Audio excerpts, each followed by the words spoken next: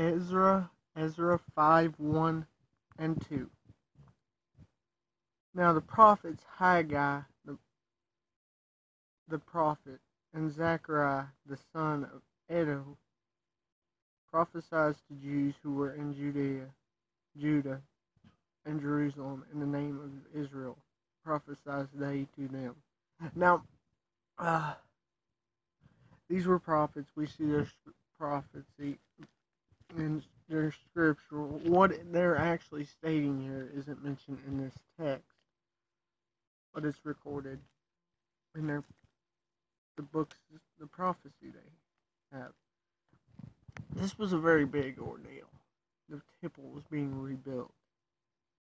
These men speaking, both of them, one shows the significance of God's word being shown to the people as they do it, but having two prophets speak shows the very significant importance of this event, that God's completely behind it. And of course their message most likely wasn't the exact same, but it would have been similar context, because God's word doesn't change. And the whole thing both of them sharing would have been God's word. Some of us get a different outlook. And the reason why both of them may have shared is because one may have understood God's word differently to share it.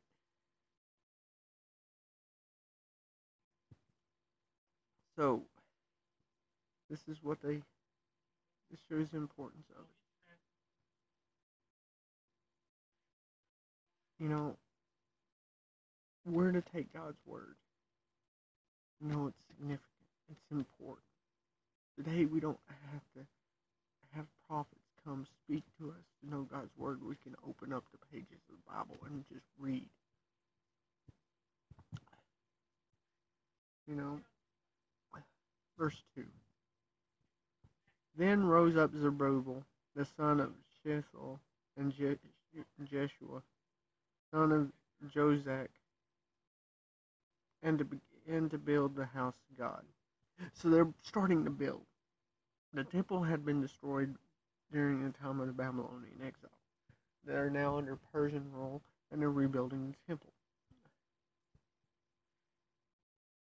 The Persians actually financed and giving the wood straight from the king's forest to rebuild with, which is at Jerusalem. With them were the prophets, God helping them. So it's interesting because the prophets are men called to share God's word, to speak God's word. Yet they're assisting in building the temple because it's an important project. It's an important thing for them to be done. Oftentimes pastors see themselves as somebody who's just God's spokesman. Well, we see here how the prophets were God's spokesman, but they actually worked in accomplishing what God had done. So no matter what role we're called into, we have opportunity to serve and to further God's will. We should not neglect it because we're this or that.